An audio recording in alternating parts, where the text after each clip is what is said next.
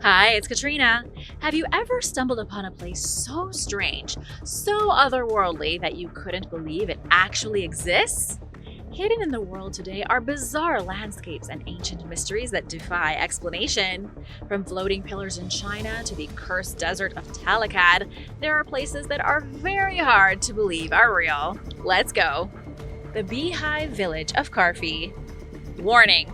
What you're about to hear may cause extreme honey cravings. You've been warned. The abandoned settlement of Karfi hides a fascinating secret, an ancient beehive village that's as mysterious as it is breathtaking. Imagine walking through a mountainside filled with hundreds of stone beehives. But don't worry about getting stung. There are no bees buzzing around here anymore. Well, at least not like there used to be. These hives tell a story that dates back over 1,000 years. Remember, the United States is only 248 years old. The country of Eritrea is only about 30 years old, so 1,000 years is pretty old. Karfi is nestled high in Saudi Arabia's Sarawat mountain range, and its ancient beehives are nothing like the wooden boxes we think of today. These were massive structures made of stone, looking like modern high-rise buildings. They're built on steep terraces carved into the mountains and seem very advanced for their time. But did they have an advanced way of not getting stung? How did they avoid that? So why did these people go to such extreme lengths for honey? The answer lies in the importance of honey itself.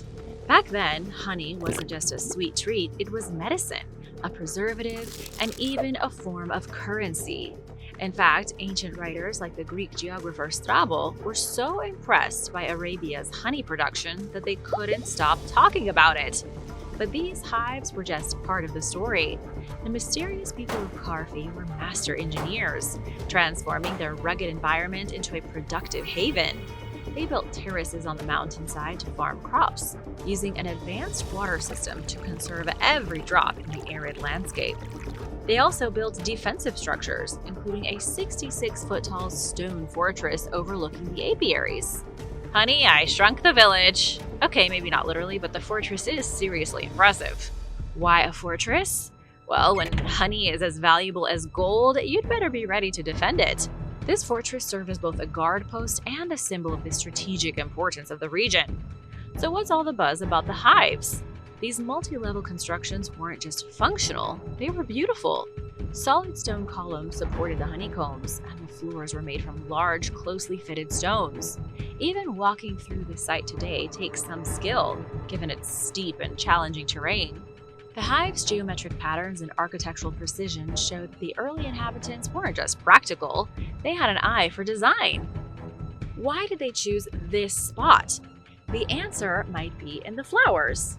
The mountains around Karfi are home to over 50 types of aromatic plants like lavender, basil, and marjoram, making it a perfect place for bees to thrive. The first settlers saw the potential and built a community that was both self-sufficient and highly organized.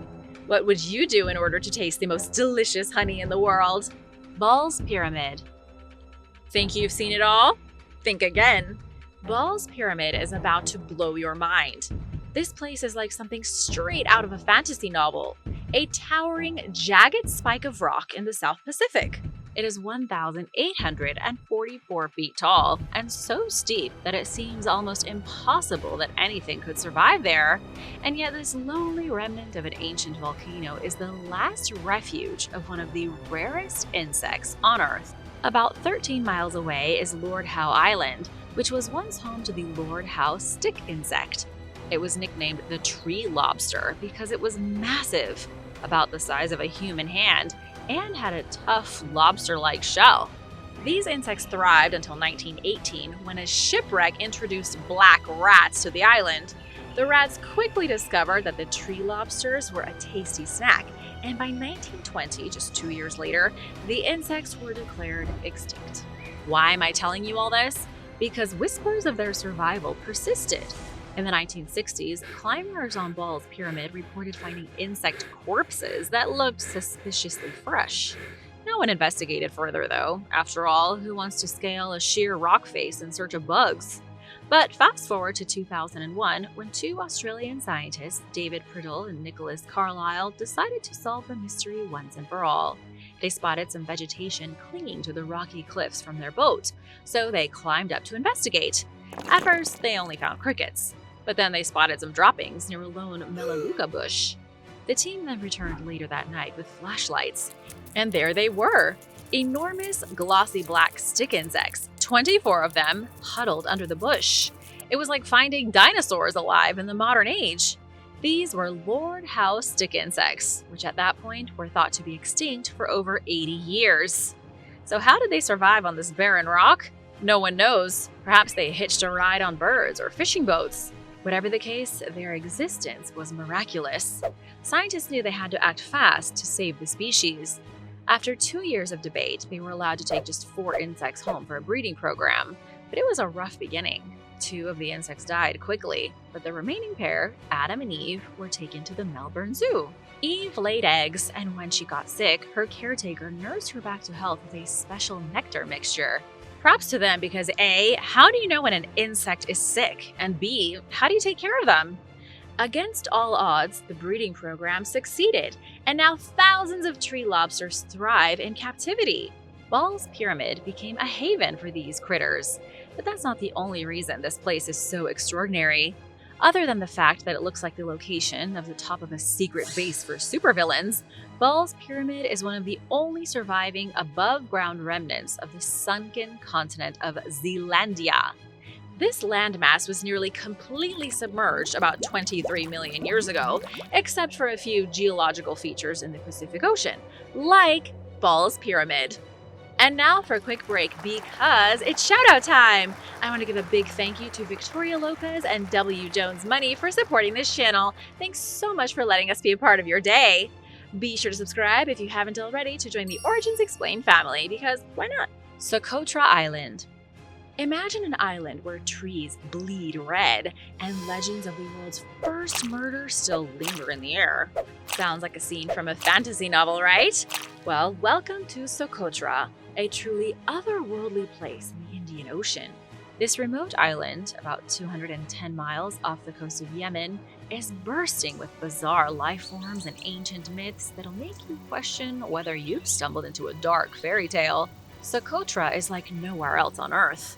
Nearly 37% of its plant life, including the iconic dragon blood tree, can't be found anywhere else in the world. This bizarre tree, shaped like an umbrella, oozes a crimson sap, hence the name. According to local legend, this blood-red sap is a grim reminder of Cain and Abel, the first murder in the Bible. Who knew the first murder would have such lasting botanical consequences? Folklore says that Socotra is where Adam and Eve landed after leaving Eden, and the dragon blood tree sprang up as a macabre monument to Cain's crime. Its Arabic name, Dam al-Akawain, even translates to the blood of the two brothers. This tree is basically nature's own version of a crime scene. But Socotra isn't just a living legend. Its breathtaking beauty has earned it nicknames like the Jewel of the Gulf of Aden. Sadly, this paradise is under threat. Yemen, where Socotra belongs, has been ravaged by a brutal civil war. In 2018, the United Arab Emirates essentially took over the island, deploying military forces. Accusations flew. Were they smuggling Socotra's unique plants and animals? Maybe for research, maybe for some exotic souvenirs. By 2020, the UAE-backed Southern Transitional Council had seized control, leaving Socotra caught in a political conflict. To make matters worse, climate change is threatening this unique ecosystem. Studies predict that the iconic dragon blood trees could dwindle by half this century. These magnificent trees, a symbol of this place, could vanish. But fear not! Conservationists are fighting to protect Socotra's incredible biodiversity and its otherworldly charm. Will they succeed? Only time will tell. But for now, Socotra remains a mysterious island, a captivating blend of wonder, danger, and stories as wild as its own landscape. Who wants to go? The Venice of Africa. You might have seen a person on stilts in your lifetime, but what about a house on stilts? That's what you'll find in the village of Gandi, the mysterious Venice of Africa that sits serenely on the waters of Lake Lencois in Benin. Its wooden houses are perched on stilts above the lake. But how did this place come to exist? That's a story rooted in legend, resistance, and survival. Back in the 18th century, Benin was ruled by the Kingdom of Dahomey, a fearsome empire that was infamous for its role in the transatlantic slave trade. The kings of Dahomey were ruthless, capturing and selling thousands into slavery in exchange for weapons and riches. Their terrifying Amazonian warriors struck fear into neighboring tribes, but Dahomey had a strict religious code, and one rule said that they couldn't enslave people if it meant crossing water. So they're okay with slavery, but not if they have to get wet. King Abodahue of the Tofinu people used this knowledge to save his village in a most dramatic way. According to legend, when Dahomey's forces threatened his tribe, King Abodahue transformed into a bird called an egret and flew across Lake Nokowe in search of safety. He then morphed into a crocodile and enlisted the help of his scaly friends to transport his people to a muddy island in the middle of the lake. Together, they built Gandi, a village on stilts that would serve as a sanctuary from Dahomey's clutches. Today, the crocodiles have all but disappeared, but their story lives on. Gandi now has around 30,000 residents who continue to live on the water, sustaining themselves through fishing and a bit of tourism. Visitors navigate the village in wooden canoes, gliding through narrow channels flanked by houses with ridged roofs and walls made of thatch. It's a peaceful, picturesque place, but it doesn't quite live up to its dramatic past. Still, the village remains a beautiful story of the human spirit and of peace. Beyond Gandi lies the town of Abomi Kalavi, which is steeped in the voodoo religion that permeates much of Benin's culture. To outsiders, voodoo is often misunderstood, thanks to Hollywood's portrayal of it as sinister and scary. But the real voodoo is less about zombies and curses and more about respecting spiritual forces. In Abomi Kalavi, stories of mysterious rituals and powerful kings abound. Gandi is a living testament to the strength and creativity of people who refuse to be conquered. The Gates of Hell. The gates of hell are open, and they have been for more than 50 years. The Karakum Desert in Turkmenistan is one of the harshest, most unforgiving places on Earth. Imagine a place where the sun is always trying to bake you into a human jerky. That's the Karakum Desert for ya. It's an endless sea of sand dunes covering most of the country, where even the toughest wanderers might think twice before venturing too far. But hidden in this sun-scorched wasteland is something the locals like to call the Gates of Hell, or the Darvaza Crater. This is a massive fiery pit that has been burning for over 50 years. It's both terrifying and fascinating, a flame in the middle of nowhere. The story of this infernal hole begins in 1971, when Soviet geologists were searching for oil in the desert. As the story goes, their drilling rig struck a huge underground pocket of natural gas, and the ground beneath them gave way. The rig and the surrounding area collapsed, creating a massive crater. And to make matters worse, methane gas started leaking into the air, which could have been a huge environmental disaster. But the Soviets had a bold, some might say reckless solution. They said, screw it, let's just light it on fire. They assumed the flames would burn out in a few weeks. But spoiler alert, they were very wrong. More than 5 decades later, the crater is still burning, and no one can figure out how to stop it.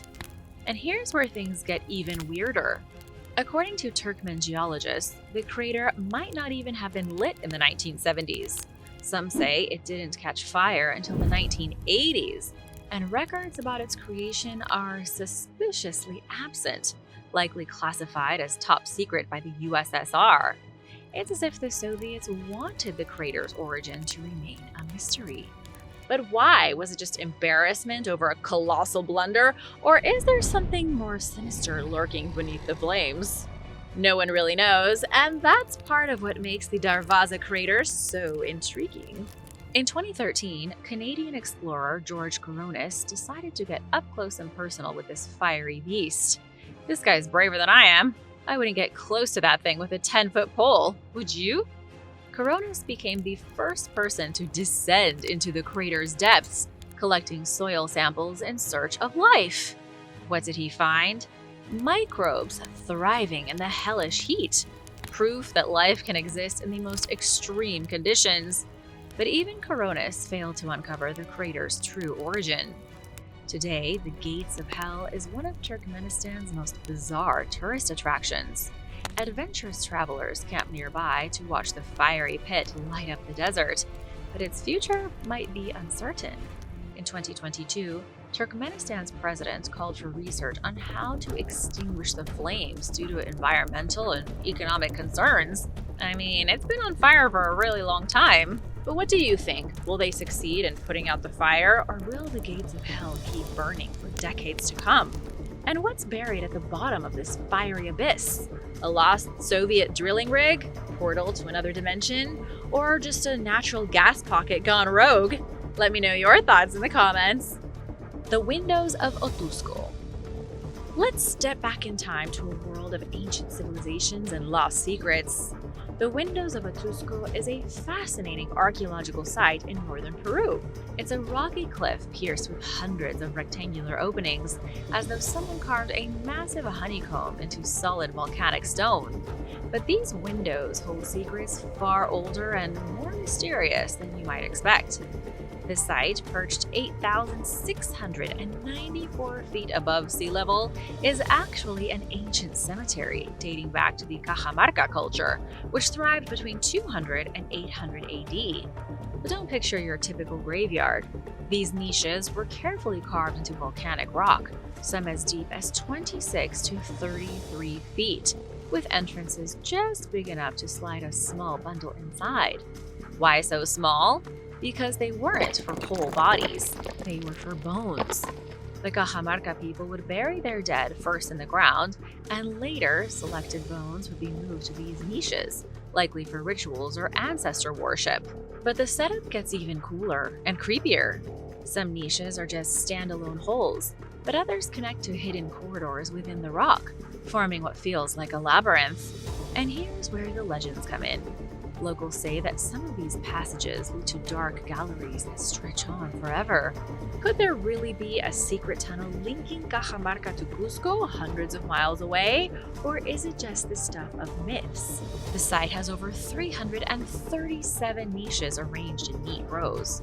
Ancient builders even included drainage systems to protect the niches from rainwater damage. No one knows for sure, but some archaeologists believe the niches might have been decorated with tombstones or carvings at one point.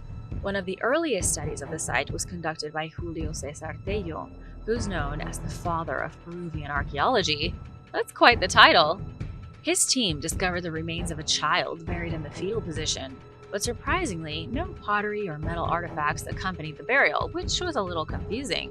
Beyond its archaeological significance, this site is surrounded by stunning landscapes, from rugged cliffs to prickly pear plants, making it an irresistible stop for tourists. Want to go? Whittier, Alaska. Can you imagine living in a town that is so small that almost the entire population lives in the same building?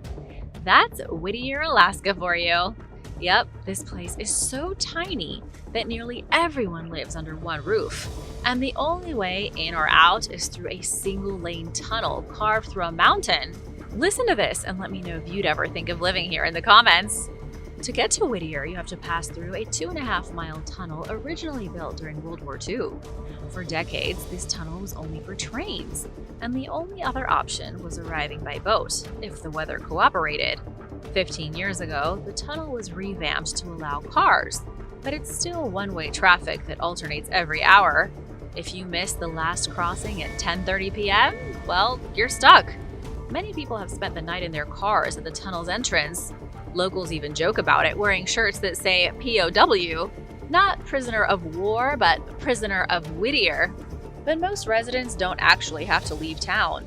Nearly everything in Whittier is crammed into one massive 14-story building.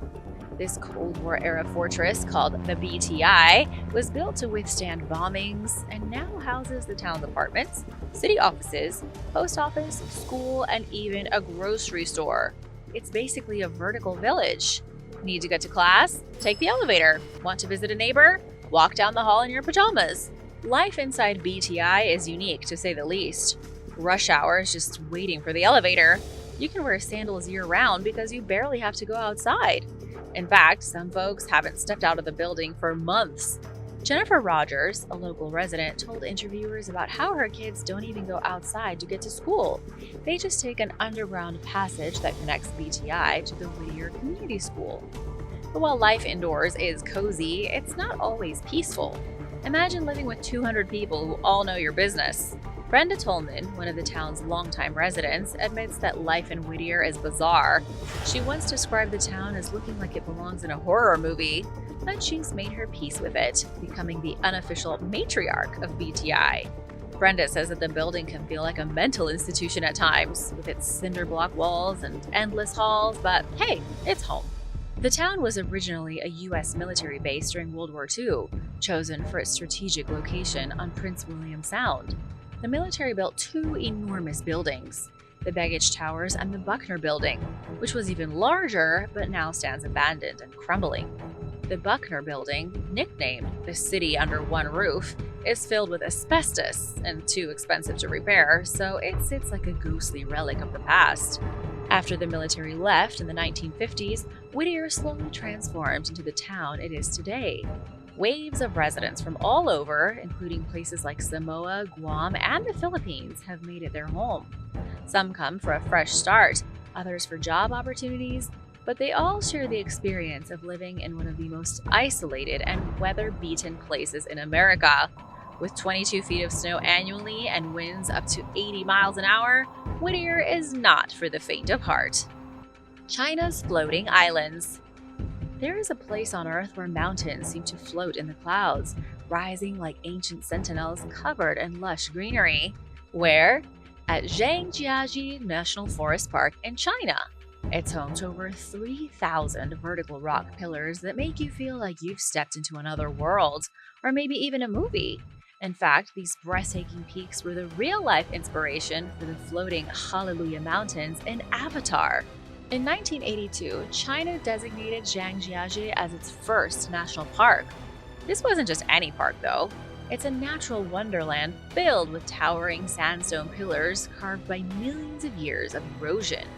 One of the most famous pillars, called the Southern Sky Column, is a whopping 3,544 feet tall. That's like stacking 78 school buses.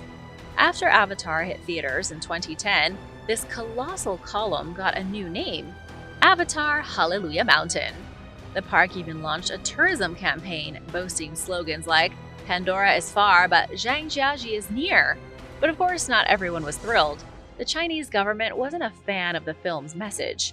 It was worried that it might remind people of the real-life struggles of displaced communities in China. So in a bold move, they pulled Avatar from theaters just 2 weeks after its release. But by then, the damage, or the fame, was already done. The movie broke records in China, and the floating islands became a bucket list destination for millions of travelers. These floating peaks weren't carved by mythical creatures or aliens. Around 60 million years ago, the area was covered by tropical seas. Over time, erosion wore away the softer rock, leaving behind these towering sandstone pillars. Add in the relentless work of plant roots, freezing winters, and ancient rivers, and voila! Nature's skyscrapers. But these towers aren't just pretty to look at, they are teeming with life, hosting over 3,000 plant species, including the dawn redwood, which scientists thought were extinct until 1948. As clouds weave through the peaks, it's easy to picture these towering mesas as floating islands in the sky. In 2015, the world's longest glass bridge was added to the park to satisfy thrill seekers. Would you dare walk across it? Let me know in the comments. The mini desert of Talakad. Would you like to visit a place that is haunted by a curse? Deep in the heart of Karnataka, India, lies a strange and mysterious place called the mini desert at Talakad. It's a tiny desert with sand dunes sitting right next to the flowing Kaveri River. It's very surreal. It's hard to believe that a desert like this could exist right by a riverbank, where you'd expect to see dense vegetation. So how did this desert come to be? Some people believe that the land is cursed. According to local legend, centuries ago, a woman named Alimilama placed a curse on Talakad.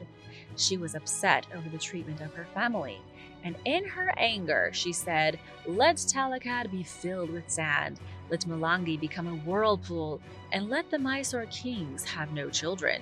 Whether or not you believe in curses, it's strange that Talakad ended up with a desert-like landscape. Even today, the sand continues to shift and cover the land, hiding a village that was once home to many temples, including 5 dedicated to Lord Shiva. Talakad used to be a spiritual hub with 30 temples, but now most of them are buried under the sand. The village's Panchalingas, 5 statues representing the 5 faces of Lord Shiva, still stand, though their whereabouts are hidden beneath the shifting dunes. People have tried to figure out the mystery of the curse, but no luck. Scientists can't explain why so much sand has gathered on the banks of the river. Can you? And although the story of the curse has been passed down for generations, some still wonder if the truth lies buried beneath the sand. For now, the mini desert of Talakad remains a mystery. Lencois Maranhenses. Picture this: towering white sand dunes stretching as far as the eye can see, but instead of endless desert, they cradle shimmering blue lagoons. Welcome to Lencois Maranhenses National Park in Brazil. Forget the Maldives, this is where the real magic happens. Lençóis translates to bed sheets in Portuguese, and that's kind of what it looks like from above. A giant rippling bed sheet adorned with sparkling jewels. It's like Mother Nature went wild with a paintbrush and decided to sprinkle glitter everywhere. These aren't permanent fixtures. They appear during the rainy season, March to September, when rainwater collects in the valleys between the dunes. Beneath the sand lies a layer of impermeable rock, creating these stunning natural pools. The origin of this otherworldly beauty is steeped in myth. One tale speaks of Cobra Grande, a mythical serpent whose tears formed the lagoons and whose eggs transformed into the dunes. Another legend tells of a celestial maiden who bathed in these heavenly pools under the moonlight. When a fisherman stole her magical robe, she was forced to stay on Earth. But when she finally recovered it, she ascended back to the heavens, leaving behind this breathtaking reminder of her presence. Scientifically, 2 mighty rivers play a crucial role. They deposit sediment inland, which the wind then shapes into these majestic dunes. While it might look like a desert, the region receives too much rainfall to qualify. Instead, it's a unique ecosystem teeming with life, from migratory birds to turtles. Getting to Lençóis Maranhenses is an adventure in itself. You'll likely fly into São Luís, a charming city known for its colorful colonial architecture. From there, it's a scenic 5-hour bus ride to Barreirinhas, the gateway to the park. The park's remote location ensures a blissful escape from the crowds, making it feel like your own private slice of heaven. Lake Abraham. Alberta's largest man-made lake has a story that mixes beauty with danger, and it all revolves around frozen bubbles. Built in 1972 by the TransAlta Corporation, this lake on the North Saskatchewan River looks like many other stunning lakes in the area, with turquoise glacial water. But it's not the color or the size that brings people to visit. It's the wild winter phenomenon of methane bubbles trapped under the ice. These bubbles, formed by decomposing organic matter like dead plants or animals, rise to the surface and freeze during the winter. Picture thousands of tiny bluish-white bubbles frozen in layers, creating a beautiful supernatural sight. It's like looking at crystal sculptures trapped beneath the lake. Photographers love coming here to capture this unique natural show, and it's hard not to be mesmerized by the ice formations. But here's where things get a little less magical. Methane, the gas responsible for these frozen bubbles, is actually 25 times more potent than carbon dioxide when it comes to trapping heat in the atmosphere. This makes methane one of the biggest culprits contributing to global warming. And because Lake Abraham is a man-made lake, it produces even more methane than a natural lake. How? When they created the lake, they flooded land that had a lot of plants and other organic stuff, which started decomposing at the bottom, releasing methane. Scientists are worried about what this means for our planet, especially with climate change already making things worse. As global temperatures rise, there is a risk that more methane, currently trapped in frozen ground all over the place, called permafrost, could escape into the atmosphere. Plus, at the bottom of the lake, there's something called methane hydrate, a substance that could also release even more methane if temperatures continue to increase. It's like a ticking time bomb under the ice. And if that weren't enough excitement for you, methane is highly flammable. Light a match above the lake, and you might see flames burst from the surface. Thanks for watching! Which place would you most like to visit? Let me know in the comments below, and while you're at it, be sure to subscribe if you haven't already. Be sure to stay tuned for extra content you might have missed. Temple to the Wind God. While workers in Mexico were demolishing a supermarket, they came across some curious archaeological remains. They called in some experts to help dig, and they uncovered the remnants of a temple built over 650 years ago. There is not much left of the temple now, just a circular platform around 36 feet in diameter and 4 feet 9 inches tall, currently sitting in the shadow of a shopping center. The archaeologists say that it was a temple dedicated to the god of wind, Quetzalcoatl. To give a bit of background on the temple, it's important to know that modern Mexico City was built over the bones of several pre-Hispanic cities, including the capital of the Aztec Empire, Tenochtitlan. When the Spanish conquered the city, they began to build their structures over the ones that were destroyed. They built churches over Aztec temples, burying them for hundreds of years. In this way, the mysterious temple got covered by the modern city, and then a supermarket was built on top of it. Once excavated, archaeologists with the National Institute of Anthropology and History found at least 8 ancient human bodies, many shards of pottery, and of course, the temple itself. Researcher Pedro Francisco Sanchez Nava says the Aztecs had worshipped the wind god at this temple as one of their primary deities. They would have made offerings to the god of wind to ensure things like a good harvest. And yes, many of these offerings had likely been sacrifices of human hearts and blood, a common practice at the time to appease the angry gods. Who could imagine that such a blood-soaked and mysterious history lay hidden beneath something as mundane as a supermarket? India's underwater city. In the Gulf of Cambay, off the coast of India, marine archaeologists have discovered the remains of what could be a lost city from 9,500 years ago. This city is currently submerged underwater, only detected by using sonar scanning technology. The marine archaeologists sent beams of sound waves to the bottom of the sea, which picked up evidence of a collection of large geometric structures. The area measures about 5 miles long and is believed to be an entire city that sank into the water over 5,000 years before any other city was built in India. Roughly the size of Manhattan, it's located about 25 miles from the shore, 120 feet deep. However, the underwater city is not only mysterious, but most mainstream scientists don't even believe it's real. In fact, it's been claimed as nothing but pseudo-archaeology. The truth of the matter is that when the Ice Age ended and the ice caps melted, the sea level rose 400 feet. It's no surprise that coastal settlements built by ancient people were lost because of the rising waters, and so many argue that this could be one of them. But even if this is true, the big question remaining is who built this city and where did the people go? It wouldn't have flooded all at once, but slowly over time. It definitely looks like a city from a lost civilization, yet it's been impossible to find funding for researchers to go down and look at the potential ruins.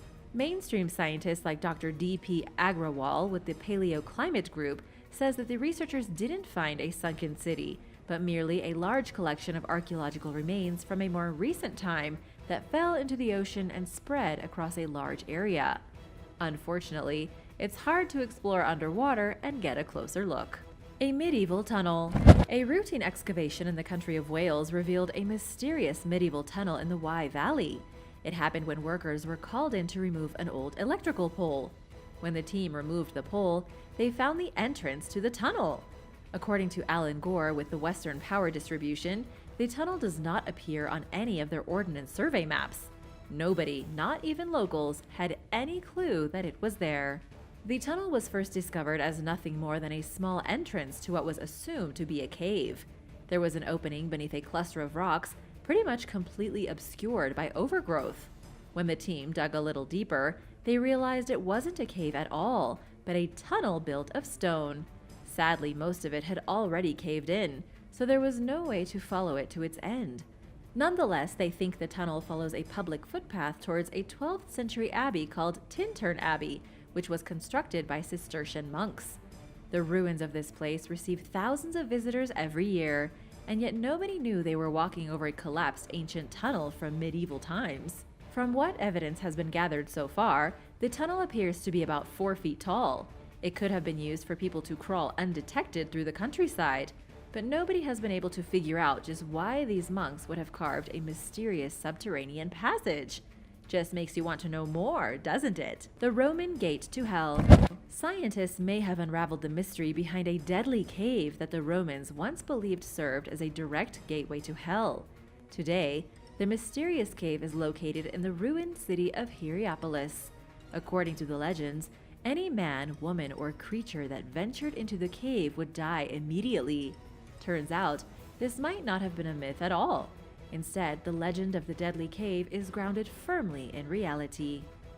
During a study in 2018, researchers were able to determine that poisonous gases were emitted from deep within the cave. These gases could have suffocated anyone and anything that ventured inside of it.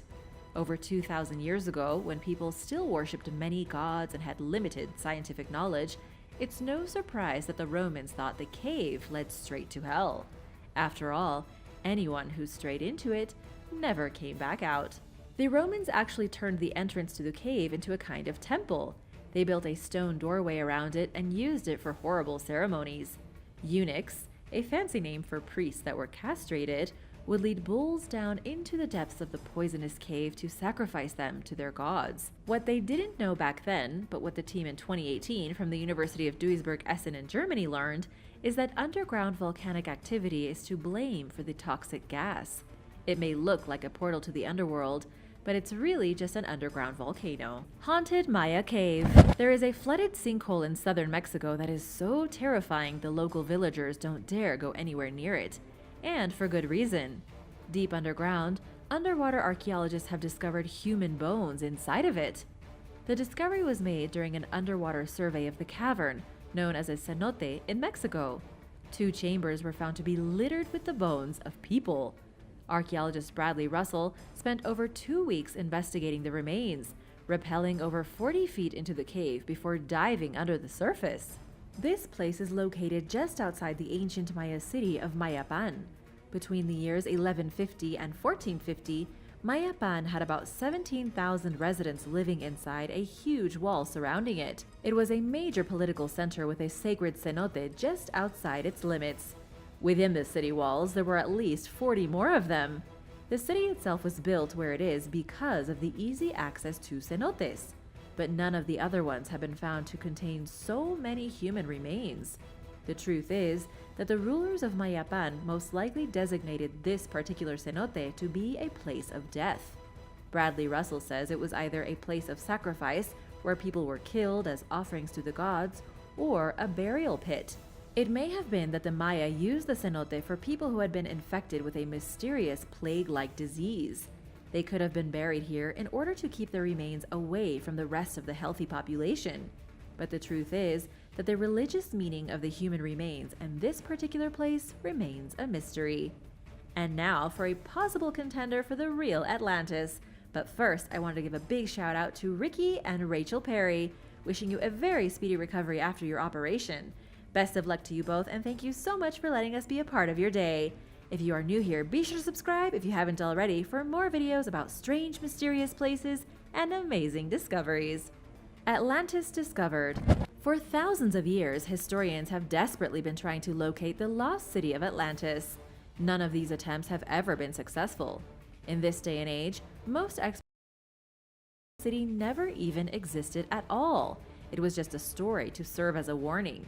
And has unveiled a mysterious archaeological site that actually could have been the fabled Atlantis from 3,000 years ago.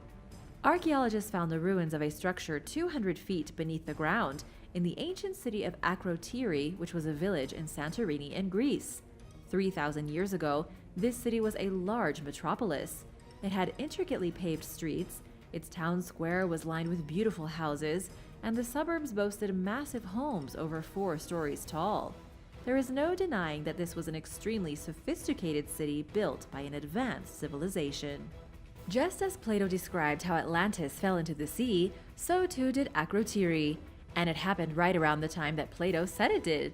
There was a series of volcanic eruptions that caused Akrotiri to not only be buried in ash, but to also be lost underwater in the year 1650 BC. The entire civilization was erased in a single day.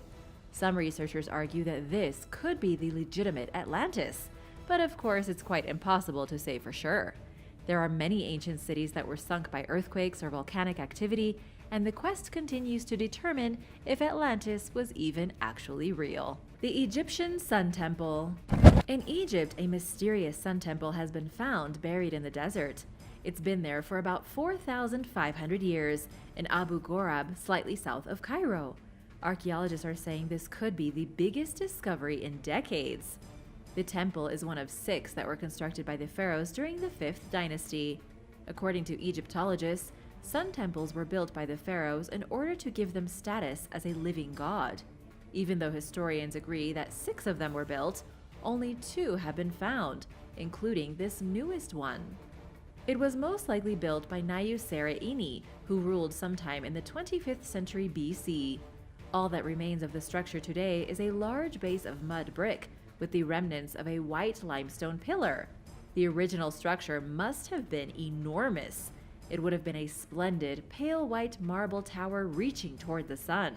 Making the temple this impressive would have been the only way that the pharaoh could have rightly called himself a living god. Nan Madol. Nan Madol is located in Micronesia, about 5,570 miles from California in the Pacific Ocean. It's the second most popular archaeological site in Oceania after Easter Island. And much like Easter Island, Nan Madol is wildly unique. It's the only ancient city that was literally built over a coral reef. It remained the political seat of the Baudelaire dynasty for at least 1,000 years, only coming to an end in 1628.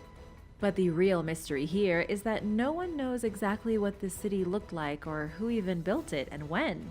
Most of what archaeologists have to go on is a legend, like the one that says Nan Madol was built by a pair of sorcerers. They needed a place to worship Nani-san Sapa, god of agriculture. They then built the city itself using the help of a flying dragon to move the giant stones. When the first sorcerer died, his brother became the first ruler, and that was how the dynasty started. There probably isn't much truth to the dragon legend, and all we really know is that the reef city was ultimately abandoned around 500 years ago. Because Nan Madol was built over the top of a reef, there really isn't much of it left today. Harsh weather in the Pacific, mixed with time and neglect, has all but erased the history of the people who once called Nan Madol home. An ancient fort. An ancient fortified structure from the Hellenistic period has been unearthed in central Israel. It was found in the Lachish forest, or at least what little remains of it was found. Archaeologists uncovered rusted weapons, burned wooden beams, and plenty of ancient coins. According to the Israel Antiquities Authority, this evidence proves the story of a battle between the Hasmoneans and the Greek Seleucids about 2,100 years before today. Just in case you don't know, the Hasmoneans were descendants of the Maccabi family, an ancient dynasty of Judeans who ruled Judea from between 140 BC to 37 AD. These people were on the offensive 2,000 years ago, trying to take out the Hellenistic Greek army. But the Greeks had known they were coming and built a defensive line, with part of that line being this ancient fortress just discovered. But as archaeologists can tell from the state of the ruins, with the discarded weapons and burned timbers, the Greeks had not held their defensive line successfully. The Hasmoneans blew through, torching everything as they went. All that's left of the fortification today are some busted rocks, lost coins, and burnt chunks of wood. But what's truly fascinating is that the discovery of the fort proves that this battle really did happen. The battle is the reason for a celebration called Hanukkah that is still practiced to this very day. It's a celebration of the Hasmoneans defeating the Hellenists, which ultimately led to the very first sovereign Jewish entity. Castle beneath the basketball court. Underneath a basketball court in Gloucester, England, archaeologists have found a castle. To be more particular, they have found pieces of a Norman castle underneath the basketball court of a prison. The experts are saying that this castle may have once been similar to the Tower of London, which can still be found today just close to the London Bridge. The walls of the castle at the prison have been dated back to around 1110, with archaeologists saying there are more sections of the castle buried under other parts of the prison. Because of extensive English records of the area, archaeologists already know which castle they're dealing with. It was the first one ever built in Gloucester, boasting 3 chapels, a pair of drawbridges, and an immense royal chamber where the king and queen shared a bed. It was the epitome of Norman architecture, according to Neil Holbrook with Cotswold Archaeology. He says that as you entered Gloucester 1,000 years ago, you would have been greeted by a grand view of the cathedral and the castle, showing off just how important the city was.